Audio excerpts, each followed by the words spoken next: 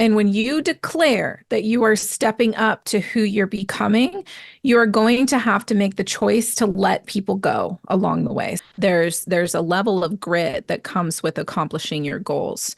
You must persist, especially when you're faced with resistance. Hey everyone, welcome back to episode 3 of the Growth Formula. Today I have with me Brandi Munguia. She is a business coach and executive strategist, and she is one of the head coaches in the Edge Mastermind led by Dean Graziosi. She also works with Tony Robbins and Dean Graziosi, and she's just phenomenal at what she does. So today I'm happy to have her here, and I think she's also excited to share her knowledge with you guys. Thanks for being here, Brandi. Yeah, thank you so much for having me, Ria. It's such a privilege to get to join you and share with your audience some of these pieces around business. Brandi, you talked a lot about the emotional journey and making sure that your relationships are people who support you and your goals.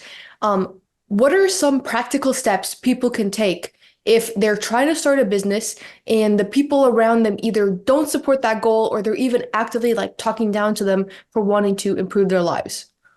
Ooh, that is a really, really good question. And I'm so glad that we're diving into this because when we start unpacking where we're going, and when you declare that you are stepping up to who you're becoming, you are going to have to make the choice to let people go along the way. So some of the steps I would say are truly identifying who is not for you and setting boundaries with those individuals. So what that looks like is no longer prioritizing other people's needs that have been taking advantage of your energy. If you're prioritizing your business, you must prioritize your business and start setting boundaries with the people who take your energy away from you. And this can look like many different things. In my case, it was me saying no to certain people in ways that were like, hey, I can't be there for you on this particular thing. No, I will not reschedule again. Like it's like those pieces that your business must now be priority. So as you're letting go of relationships with people, when you start setting boundaries, you will start to see where people have been taking advantage of your time or where they might try to influence you away from your business. So where you must first create the boundary, second is hold the boundaries. Hold them in place, especially when you feel resistance, especially when you feel old patterns of self-sacrifice coming up or self-abandonment coming up, and really, really sitting with that discomfort when it happens. Okay, because it will feel really uncomfortable the first time someone's like, well, I just don't, I don't know why you're this way or blah, blah, blah. And they try to challenge you. It's important that you hold strong in saying no and not allowing yourself to go back into old patterns. It's going to feel uncomfortable. So it's important that you leverage the discomfort to your advantage of growth. There were so many times in my growth and how many times I had to say no to people, so many times that I felt wrong for prioritizing my business, but I needed to do those things in order to grow. And you will start to learn who's for you and who's not for you, and to not chase after the people who are not for you. I don't care how you know them or how long you've known them. They will reveal to you who actually cares truly. Really start to absorb the people who do actually care. That's the final step there is absorb the people who truly care and allow yourself to let go of the people who do not. And you will start to cultivate new relationships with people, especially in your entrepreneurship and in your business. You will start aligning with new people who do want to see you succeed and who will wholeheartedly support you along the way. I love how you said taking advantage of your energy. And sorry, I was fixing my Yeah, camera there a little bit. It was a little bit off. you're But fine.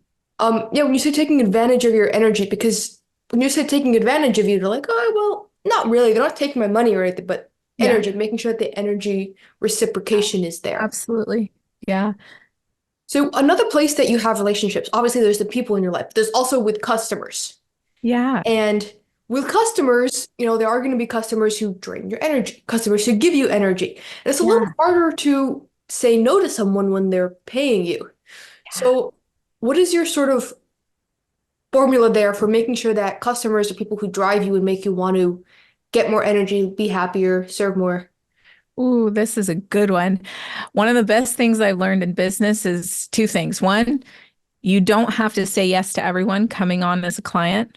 Okay, if you interview or you're having conversations and discovery calls or whatever you call them, strategy calls, and you feel not in alignment, but someone is just they want to pay you the money, it's okay to say no to someone.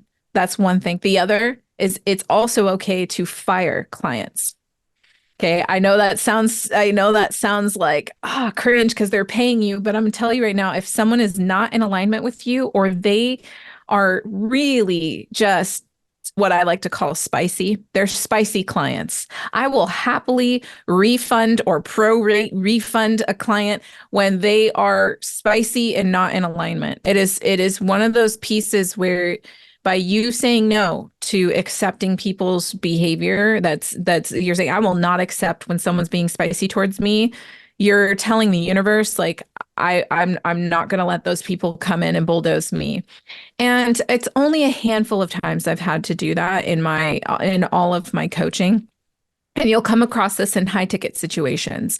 People will go through lengths to try to get money back or to take advantage of you. It's okay to say no. I will not be giving you a refund. We have fulfilled on our agreement together. And it's wild how much people will try to fight you or take advantage of you or these things. And it's like you probably come across this too in business when you're providing a service for someone. Just because they pay you does not mean they own you. You need to take ownership of your business and your brand and happily say, no, I will not be doing business with you. Like, as if there's people who try to make you feel like they don't respect your business and your brand, you are allowed to refuse that service. And it's okay. Especially I've had times where I have done work, like because I have a technical background. I did a lot of tech infrastructure. And there were clients that at the end of our agreement, everything was fulfilled. I fulfilled on my parts, felt like everything was so great. And then all of a sudden they're like, I want a refund. And I'm like, absolutely not. No, I have fulfilled on the time agreement. I fulfilled on the tech infrastructure, everything, and even went above and beyond. So no, I will not be doing that refund. And it's okay to hold that space.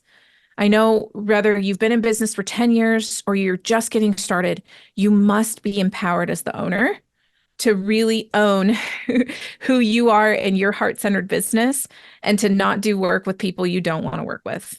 And that goes for even high-profile people. It's important that you really stay firm in the alignment of who you are and who your brand is. Yeah, and they will also treat you the way you ask to be treated, right? If Yeah, you allow people to walk all over you, they're going to continue doing it. Whereas if you hold firm a absolutely. boundary, I mean, they might Yeah. push at the beginning, you hold that Yeah. boundary firm, then they'll understand where you're at and what they can get away with. Oh yeah. Yeah, it's important that you hold that space even on the time.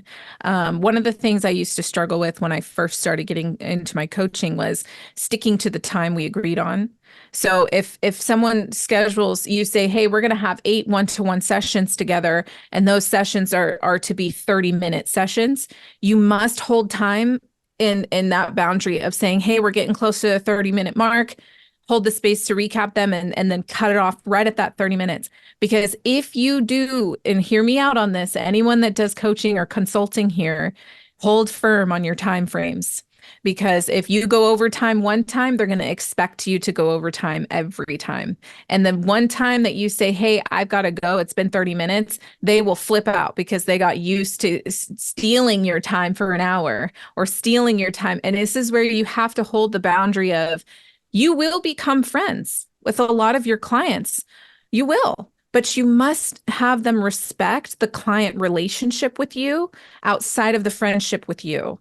Because if you have a client relationship, you will deliver on the client relationship, and the friendship can be something that's cultivated and nurtured online or really define when that person tries to use your friendship for coaching and to not become the friend that coaches them. Okay, that's another piece too. I had to learn that some of my friendships were not actually trying to be my friend. They were just trying to get free coaching, and that was really difficult to navigate.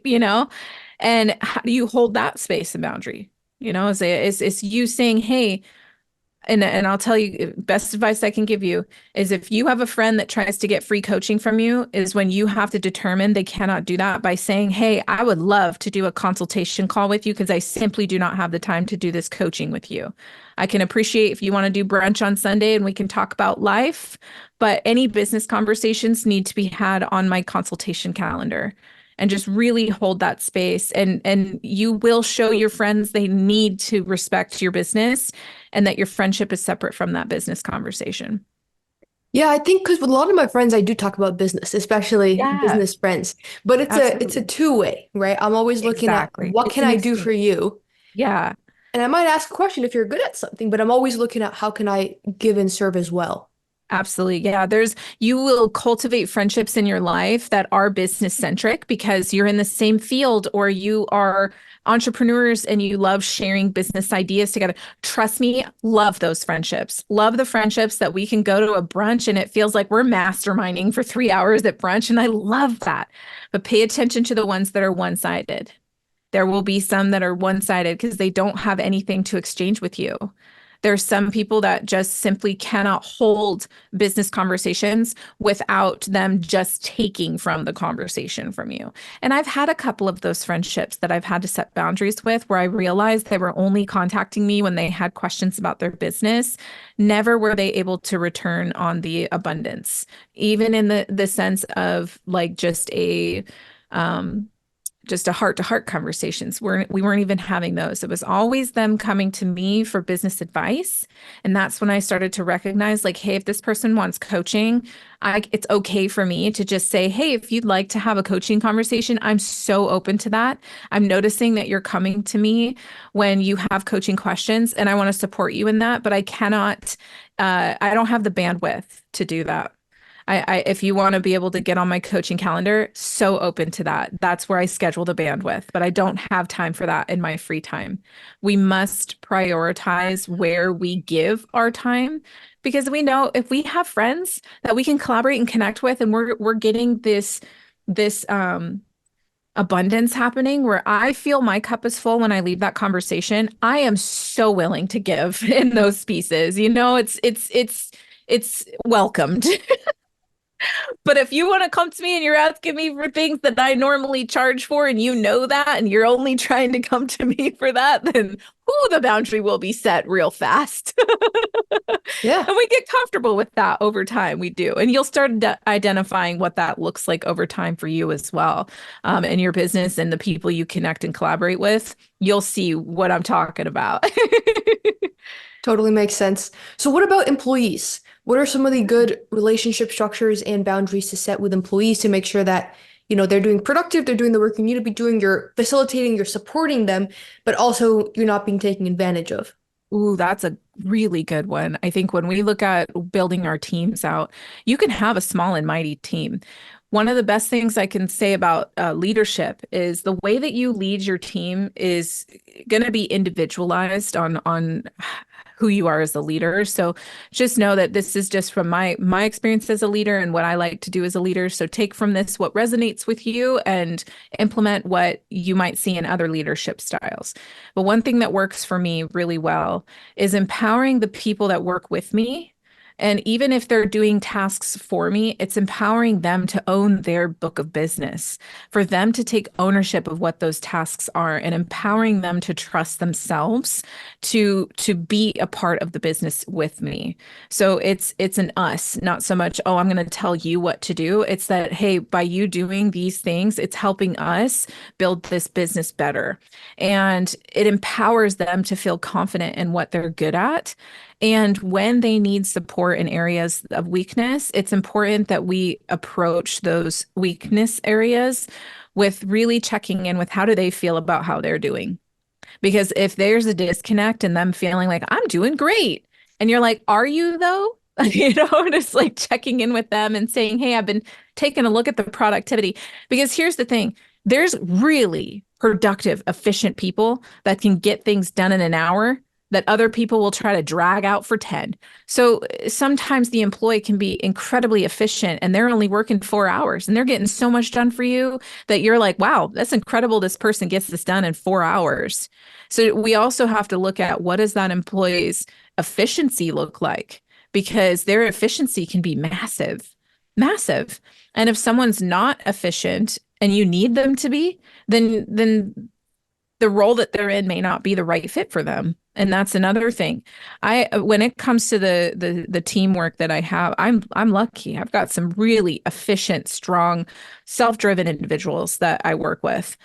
And to me, that's what creates great teamwork is if they can match me in that drive, then I'm not having to repeat myself. They've already gotten it done without me asking because they own their book of business. They know what they need to get done. They know what their workflow is. And I don't care if they want to work 5 hours a day. If they get so much done in that 5 hours, I am for it. I don't need you to work and burn yourself out and create busy tasks if you're able to just get things done. I think that's a big thing. A lot of us think that if we bring an employee on and we say this employee is going to give me 40 hours of work in the week, how often are they dragging out that 40 hours and they're doing stuff to run the clock? It's like empower them to get what needs to get done in the time they need to get it done, because you'll see how quickly and efficient someone can be. It's amazing to see how much someone can get done when you just empower them to say, hey, I trust because I've seen how efficient you are. These are the tasks that we're going to work on this week. Here's the to-do list of the week. And I'm going to set you off and we'll check in on Friday and see where we're at by the end of the week. Not only are they getting those things done, they're getting those things done and some, because they're in an efficient mindset of like, I got that stuff done and I saw other things that needed to get done, so I just got it done. And they're doing it so well that they're still able to manage their routine. It's finding people that have the same drive as you do. The people I work with, they're also parents, they're entrepreneurial mindsets. They have schedules and routines outside of work, but they are so efficient and they see things the same way I do, where they're like, I can get all this stuff done. I got it done yesterday. And I love that for them. And we get more done in a week than most get done in a month. And that's just because of our drive to be hyper focused on something. So finding people with a similar mindset on your team, that is where you must empower them to say, I trust you to own your book of business because you're good at what you do. And that's why you're on my team. But I also need you to be mindful of where there might be holes, and I'll hold you accountable to those holes if I find them. But I shouldn't have to micromanage you. That's the biggest thing that we can say to our teams that are like, I shouldn't have to chase you down. And if I have to chase you down, we're going to have different conversations. You're resetting those expectations to say, like, if I'm asking you about it, you've already failed. Yeah, it's kind of like they already, when it works, what I love is working with people who are just natural overachievers, because they already want things done at a certain standard. And you would rather pay more for the person who holds themselves at a high standard than someone who's just going to run your 40-hour clock. It's worth the cost of someone who's going to choose efficiency and effective like workflow than someone who's like, this is how much I cost per hour, because trust me, they're running that clock and they're not getting the work done that you need done. Yeah. Now that I'm thinking about it, I do give a lot more leeway to employees who get more shit done. Like, you're getting more done, great. These new stuff is going a little bit off, whatever. It's not a huge deal. Versus someone else taking a little bit longer on some stuff, I'm on them for it. I'm like, it costs you more time. Yeah, it costs you more time to chase down the employee who's not efficient. The one that's like efficient is like, yeah, give them the leeway. If they're the person who's like, hey, listen, you gave me a timeline for 2 weeks out. I got all this stuff done this week. So if there's anything else you need from me, please let me know. But if not, I'm going to work on this other thing here. And it's like, there's so much value in a person who respects the project and also respects the time. And again, it goes back to efficiency. I'm sure your employees that you give leeway to are the ones that are like, they do a great job and they get stuff done very quickly. And the ones that you're having to chase after, they're costing you more time and resource because you're having to chase after them and correct the mistakes they've made. It's better to have a small, efficient team than a large, ineffective team.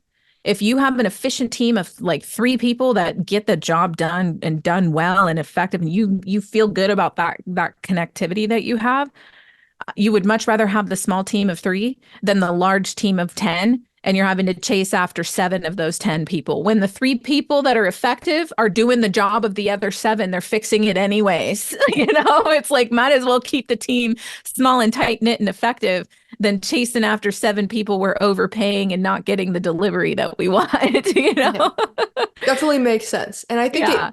it's really clear how these employee tips tie into just, building more revenue, getting more Oh, profit as yeah. well. Um, Absolutely. I Yeah. want to go back to earlier when we talked about potentially firing clients and not letting certain people work with you. I can see how that will definitely help with your energy, but can you help us make the direct connection on how that leads to getting more money, essentially? Oh, yeah, absolutely. That's a really good one. When we look at letting go of someone who's not a good right fit, you're actually releasing the stress on yourself, and it makes you want to open that space for people who are going to respect the time. So when we let go of people that are not good right fit, or we say no to people who are not good right fit, we're actually able to take on more better clients. Because let's say this is someone who's abusing your time. If this is a person who consistently goes overtime, they always have another question, and a 30-minute call turned into an hour, you're actually losing that extra 30-minute time slot that could be another client. You could have 2 effective clients in that hour time slot, and now you're getting double paid with the right people who respect the time. It's like you open up the space. With this kind of ties into the efficiency, right? It's like you open up your calendar to be efficient when you get rid of or not let in people who don't respect your time and your energy. It's just it allows you to take on more. Think of it this way. If you had 4 clients that are not effective clients and they're eating up 4 hours of the time, that's actually 8 people. That's 8 potential opportunities rather than the 4. Those 4 people are costing you 4 additional time slots that could be well-paying, perfect right fit clients. And we're talking about a 4-hour work window. In 4 hours, you could be serving 8 people instead of 4 people who are eating your time. 100%. And if Yeah. you're not at capacity, you could be spending that extra time learning the skills of marketing, going out there and applying them marketing, getting new clients rather Yep. than, which will give you long-term benefits rather than working with this one client who's eating away too much of your time. Oh, absolutely. And you'll feel better for releasing the person, and really setting the tone that you won't tolerate those types of behaviors from your clients. It actually sets you at a higher standard. It makes them realize like, hey, they weren't messing around when they told me they weren't going to tolerate my behavior. And sometimes they'll try to come back in, and you'll just simply say to them, hey, so and so, I've let you know I can't continue this working relationship. I'm thankful that you enjoy consuming my content. You can continue to learn from those areas, but I will no longer be doing a one-to-one agreement with you. And it's really showing them that you respect yourself. You must prioritize your self-respect, because that's how we self-preserve as entrepreneurs. If we let people take advantage of us, then they will continue to push their limit. And it's very, very important as entrepreneurs that we respect ourselves first. You can love your clients and come from a heart-centered space, but do not let people disrespect you, especially in your business, because you're the owner. You're the operator. You are the chief of it all. It's like, let yourself take ownership of saying no to people who do not good right fit. And you know what? There might be another part in your ecosystem where they fit, where you're not having so much one-to-one contact with them and they're consuming maybe a self-guided space. But at the end of the day, those whom you give your time to as the owner, as the person who might be doing a one-to-one or a mentorship, or you're leading a group environment, it is important to nip in the bud any negative energy or people that come into that space, because your time is incredibly valuable. Anytime someone gets exposure to you and they don't respect that, you have to nip it in the bud. It just simply shows everyone else involved that you also value them, that are respectful of your time, and you will give to them all the energy and the abundance because they're respectful to you, and therefore the reciprocity is there for them to be respectful back and you to be respectful to them. That makes a lot of sense for sure. Yeah. So I want to shift over to a little bit more of like goal setting because you went Yeah. from starting a business to having an amazing business and now you're head coach at Mastermind. So what does goal setting look like for you? And I'm guessing when you started, you probably didn't think of the goal of like, oh yeah, I'm gonna be working with Dean and Tony, so I'm gonna start with a business. So how do goals change and evolve? Yeah, that is a excellent, excellent point with goals because when I first started, now I had always had the vision of wanting to work with Dean and Tony in my lifetime. And as I accomplished that goal, it was, what do I do next? Because it was such an honor to get to not only contribute to their business and their brand and to be one of the speakers that gets to share my experience and teach, but what's next is how do I continue to elevate myself? How do I continue to step into my higher self? Now that I've accessed this version of me, I know that there's more. So I continue to set goals around elevating the next layer of success. And success looks different to everyone. But for me, it's how do I gain more ability so that I can speak more volume to higher caliber people? How do I hone my speaking ability? That's another piece. As a speaker, we are always improving. When I look at where I started speaking in I started speaking with podcasts and then I started getting into the virtual stages and then I started getting into in-person speaking and I had to learn better storytelling, how to be more concise, how to be more clear. So when I set goals, it's like, how do I refine myself so that I'm desired by higher caliber people? How do I continue to refine my skill? I've been coaching. I used to coach from beginner entrepreneurs. Now I coach millionaires and multimillionaires. And I love that. I love that so much because the mindset is different. So as I set goals, it's how do I elevate my own mindset to step up to that calling? And how do I hone my skills to continuously grow in this industry? Because the industry is always changing. As entrepreneurs, there will always be new methods, new softwares, new technologies that come out that are set to improve an individual. How do I leverage those tools and those skills to the maximum capacity? Uh, One thing I've also had to learn as I goal set is to respect my ability to overachieve. I used to struggle with accepting my overachieving self because comparison would come into play where I was outperforming friendships or I was outperforming people that were working in environments or had been coaches longer and I was outperforming them. And I had to start recognizing that it wasn't a bad thing to be a top performer, that it wasn't a bad thing to seek to overachieve. In the past, that used to hold me back because I'd take my foot off the gas, trying to let people catch up with me rather than just me keeping my foot on the gas and doing things at my level of achievement. And I don't mean that coming from my ego by any means. I know there's probably several listeners here that are high achievers, and you've caught yourself taking your foot off the gas because you were afraid you were going to lose a friendship or that you were going to outperform someone in your family or that you got scared of your own success. It's like, who can't stay like this? So I gotta self-sabotage first, and it's like I had to learn to just accept that I was someone who wanted more and could be more. And I just did so very quickly. And that my pace wasn't everyone else's pace. And that was okay. That was all right. I had to learn to stop defining my success by other people's markers and margins. It's like just letting my success be the way that it is for me. I've had so much rapid growth that I've had people that knew me last year that were like, I can't believe you are where you are today. How did you get there?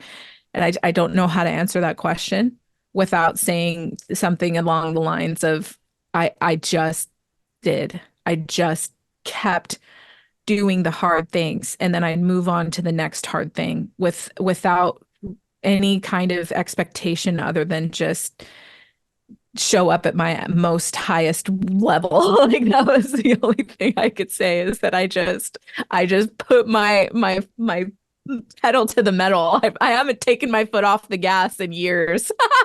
And I've had so much rapid growth because of it. But it was my husband who said that when I first started my business. I would do that. I would have really great seasons and I would take my foot off the gas.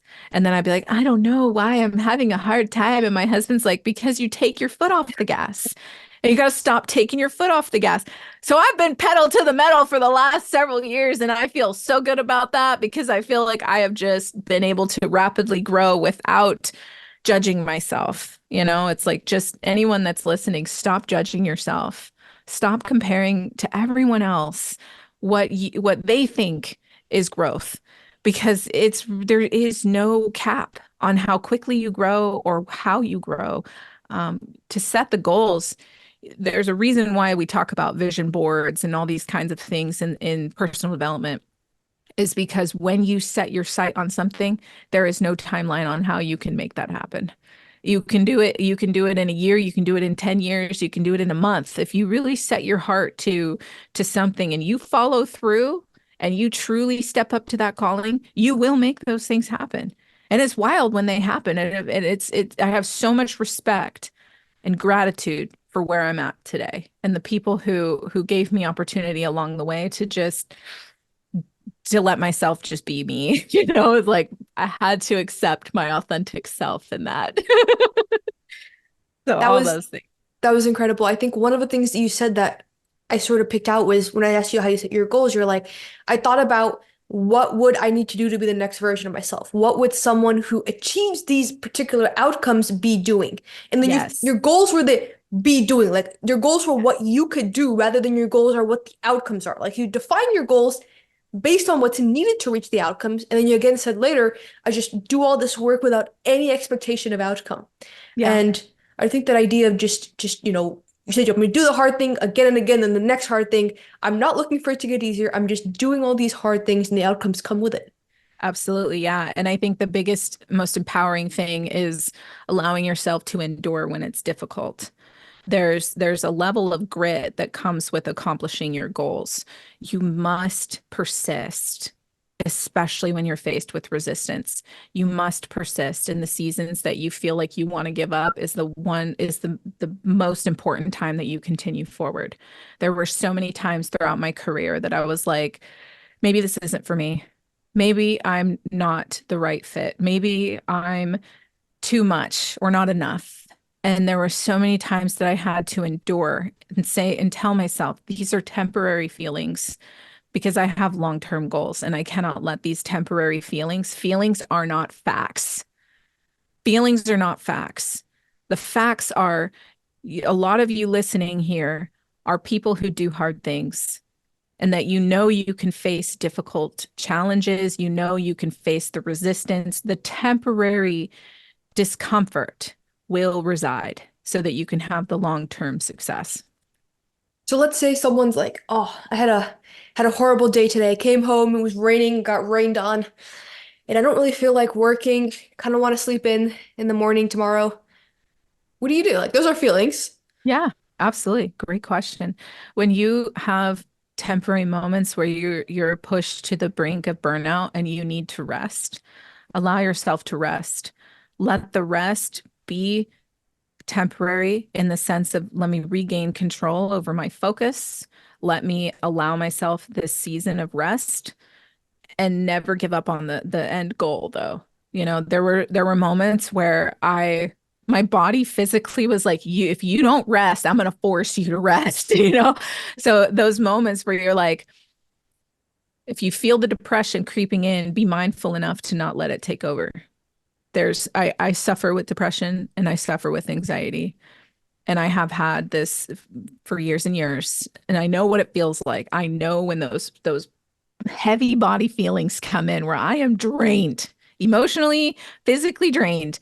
And I tell myself, in order to face this feeling, I must create action, even if it's micro action. I must force myself to get up. I must force myself to do at least one thing today that will produce the result for me to feel a micro accomplishment in that day so that I do not get held hostage by these symptoms.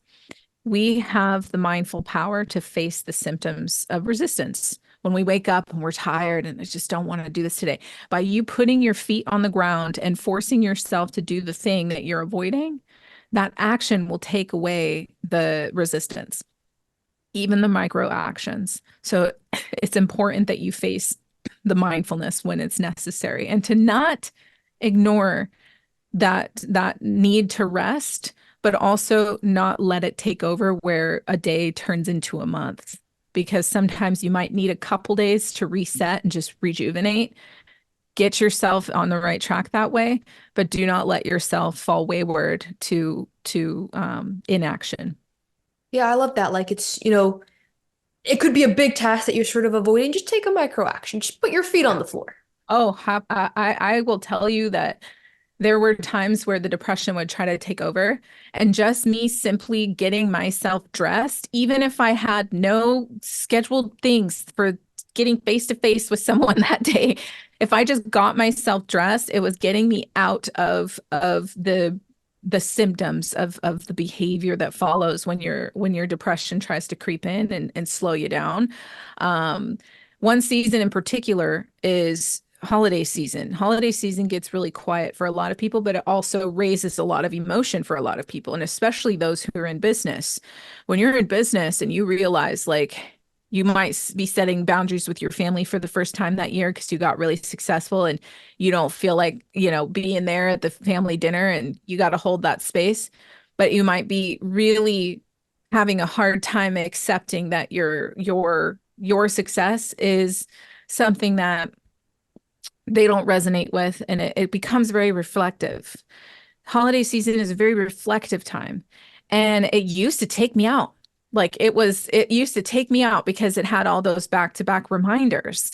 I had lost my mom the day before Thanksgiving, and from Thanksgiving to Christmas was always a heavy period of the year for me. It used to be, until I started clicking into my mindfulness. Now, when I tell you it was heavy, I mean, it was debilitating. It was hard for me to get out of bed. The physical reminders, my body did not forget the loss. Both of my parents' birthdays are December 15th and 16th. And then I lost my grandma that same week. Like all these things, they compound. They have all these heavy things that can happen in the season. And then removing myself from certain places and holding boundaries during holiday time, but still wanting to be successful in business, still wanting to show up in business. It was allowing myself to say, like, I will get dressed today. I will work on something for my business because my business is what rejuvenated my life. It's what gives a lot of us purpose. So why not lean into the business when you're feeling heavy? Why not lean into say, you know what, this week, maybe I'll just choose to be a little more creative this week when I'm feeling these feelings of heaviness or disconnect. Maybe I will specifically challenge my audience this week and I'll do a challenge so that I can force myself to check in somewhere that makes me happy, that brings me joy, that makes me feel connected to my purpose outside of the things that have made me feel heavy. It has to be an intentional mindfulness to get yourself out of funks when you're feeling those funks of like this week. And then there's times where if I don't feel my best self and I can't deliver my best results, I will specifically allow myself to breathe.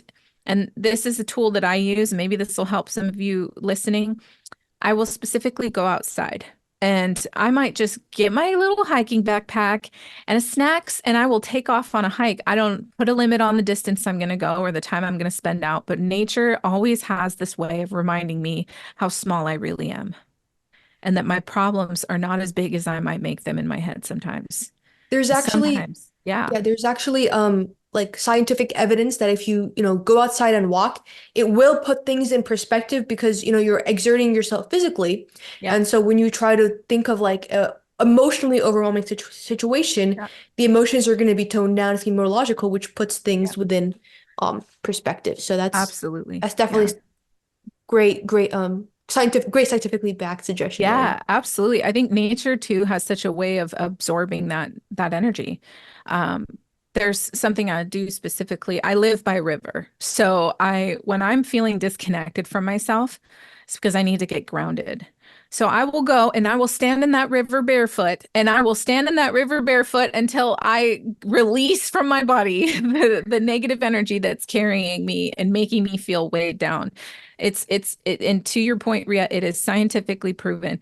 So in those moments where you are feeling a disconnect, ask yourself, can I go take my shoes off and just go stand in some freaking grass for 10 minutes and breathe deeply and mindfully? And it will help reset you. Anyone in business will tell you they have some method that they do to get themselves reconnected to their purpose. And we need that. And it all comes down to mindfulness. The mindfulness is so important. You must allow yourself those moments of mindfulness, because in order to be successful, you must also self-care. You must also self-care. Self-care is one of the most difficult things to do, but is so necessary in order for you to be successful. Yeah, take care of your mental health to Yeah, improve your mental health and improve your mental functions and do better in business. absolutely. Yeah, your mental health is everything. And when you start to feel that wall, allow yourself to delegate to your team where you can. You know, when we For talked sure. about team earlier and we talked about having a team behind you that can be effective, allow yourself to delegate to them when necessary, Yeah, because and yeah, I was just gonna say, disclaimer, if you're really struggling with depression, anxiety, go see a doctor, go see a yeah, psychiatrist. These absolutely. are practical tips that are worked for us. These are Yes, go absolutely. see a There's medical professional if you need to. 100%. Yes, absolutely. I would say that it's important for you to know that there's nothing wrong with seeking professional help ever, that you are not a weaker business person for seeking medical attention where needed. You are not wrong for asking for help. If you need to talk to a therapist or you need to get help and talk to a psychiatrist, there is no shame in prioritizing your mental health and to get that help where necessary. Yeah, for sure. So let's go into social media marketing just a little bit, get a little bit tweak Yeah, of that before we have to go here. yeah, So I know you're really an expert in that, and there's a lot of advice out there saying just post a ton of content. Gary V, 4 TikToks a day. Then there's advice out there saying, hey, get some really, really high quality content out, which obviously takes a lot of time. How do right. you balance quantity and quantity? Sorry, quality and quantity. Yeah, this is great. You're asking such great questions today. And I love social media because social media I was able to grow my business and my brand organically using social media. So you will see all these different tactics available to you. And what I will say is take what works for you and leave the rest, because every niche has a different response rate. Every niche has a different platform as well. So really figuring out, where does your target audience live? On which platform do they live? And nurture content that does well on those platforms. So for instance, long form content, people who are great at YouTube, is because that's where their niche audience lives. That's what they consume the most. The people who love watching YouTube love long form content, so they live there. Then you have people who love communities and they love connecting with people and being able to check in with their people every day. Go on Facebook, because Facebook is all about communities. It's about groups, it's about collaboration and about camaraderie. So Facebook lives for camaraderie. Share your story in those places. You don't need the fancy video. You can share your story in a short form with a picture and people love it. Instagram, all about short form content. It became about the real, but people really consume stories on Instagram. They love to see the day-to-day interaction of routine. That's what Instagram's about. It's about checking in with where you're at in the day on Instagram. People love that. What is authentic to you is what I'm going to invite the audience to hear. What is authentic to you? And that's where you consume content, your ideal client consumes content too. And the frequency in which you post that content is what is natural and effective for you. Some people, if you enjoy creating multiple types of content throughout the day, leverage your stories on Instagram and reshare it on Facebook. And then you can cut and use that content on TikTok stories too. If you're a storyteller, use the stories.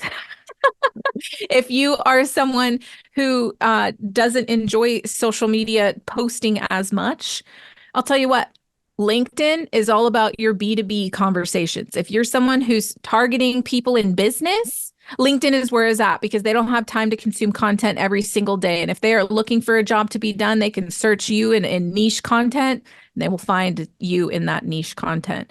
It's important that you do what you enjoy, because if you don't do what you enjoy with your social media, you will avoid it. So it's important that you just get into the find the platform where your people live, post in the frequency that you're comfortable with. But I'm going to challenge you one step further. In any social media, you must follow up. You must follow up. Rather, that is you following up in the comments and sending messages and saying, "Hey, thanks for getting into my content today," or you have a chat bot in place that follows up for you, or you have some kind of email sequence that does that following up after they get into one of your lead magnets. You must follow up no matter what social media platform you are on. In order to be successful with social media, you must have a follow-up sequence in place. Makes a lot of sense. But I kind of, so one thing I'm not sure I really follow is you mentioned, do something that you find fun. I don't think anyone finds video editing fun. Maybe No, there are people out delegate there, but most people. it. Yeah, I would say the things you don't enjoy, delegate. It's like I hate editing videos. I am not a video person. Do I love doing video? I love live content. If you're someone who doesn't like editing videos, do live content. You won't have to edit a thing. And then they get to connect to you authentically you. But if it's something you don't enjoy, one, there's plenty of apps you can use to do the editing for you, and there's that. Or you can simply delegate the task. It's a lot more affordable these days than we want to believe. It really is. You can get on any of these freelance websites like Fiverr or Upwork and find someone who will do the job for you and get it turned around and done for you quickly. Okay, so Yeah. still try to do stuff that, you can do for a long period of time and you find engaging. And maybe if you're Yeah. starting out, you have to edit a little bit, but there's other Yeah. options and you can delegate. Absolutely. Yeah. When I first got into social media, I hated it. I felt like I wasn't authentic. I felt like I was trying to follow trends and it felt weird. And I didn't like that. Then I started figuring out what I actually enjoyed was just being myself, and it didn't need to make sense. It just needed to be me. And a lot of it fell into my routine. And then as I got into realizing what my audience enjoyed is me finding other content I could reshare and use. And the more that you understand your content groove and what you enjoy doing in your content, the less stressful it becomes. Yes, will you learn a couple new softwares in the beginning, just like anything new? A great one to start with is Canva. Canva is a great all-in-one for any entrepreneur that is trying to create social media content. It can create a content calendar for you to auto post. It can edit things for you. There's all sorts of cool things you can do with Canva that can get you started on the do-it-yourself content-wise. And then as time continues and you don't have the time for social media, then it will be time to seek someone who loves social media and can do that task for you. Okay. Well, this has been a lot of great advice. Thanks for coming on, especially a second time. I know you said that you just really wanted to provide more value and really wanted to help people out a little bit more, which was just really authentic and shows how much you care. So thank you so much. Do you have any last tidbits of advice for aspiring entrepreneurs trying to reach that 1 million revenue mark? Yeah, absolutely. I think the biggest thing that I can share with you as a final thought is just truly trust yourself to do this. Trust yourself to know the compound effect takes over. You will continue to define and refine your business all along the way. And so just continue to trust yourself to navigate this thing called success. And you can truly do anything you set your heart and mind to, no matter what. Awesome. Well, this has been amazing. Thank you so much, Brandy. Thank you so much, Ria, for having me. Take care. Thank you too. Bye.